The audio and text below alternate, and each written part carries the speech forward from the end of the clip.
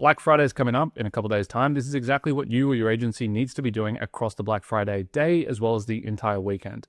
You want to be building a simple Google sheet and you want to break down last year's Black Friday. And specifically, you want to be looking at hour by hour what your net revenue, even better break this to new versus returning, but in this case, let's just look at net revenue and what the percentage allocation looks like across the day. The reason why this is really important is twofold. Number one, you're going to wake up at 8 a.m. and you're not going to know, is this good or is this bad against what we did last year? Now, the actual volume should be different. Hopefully you're a growing business and you're doing much more volume than last year. However, the percentage allocation across the day should be very similar. And so it gives you an indication of whether you're ahead or below your target revenue for that specific day. So do you need to increase budgets? Do you need to decrease budgets? Is there any small strategical pivots that you should be making throughout the day? And this is where you start building in plan A, plan B, plan C at 8 a.m. for day one. And this is obviously what we do for clients across Friday, Saturday, Sunday, Monday. From there, you also want to look at spend distribution. Meta might not be distributing spend as it did last year.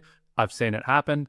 You don't want that to happen, okay? You don't want an over allocation of spend at the first half of the day when you're realizing all of your revenue around lunchtime or the second half of the day.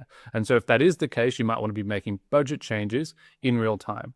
Lastly, you then have conversion rates across the day. This gives you a good indication of where you potentially misspent last year and where you should therefore build a better spend plan for this year.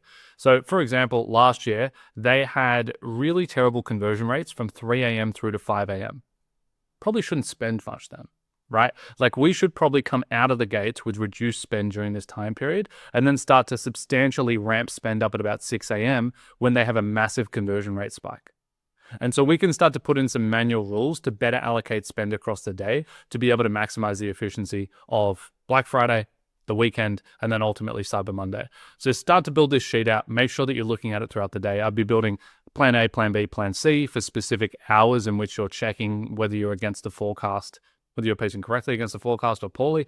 This is a really, really good way to keep yourself on track throughout the Black Friday weekend. What people end up doing is that they overreact in real time on an hour-by-hour basis.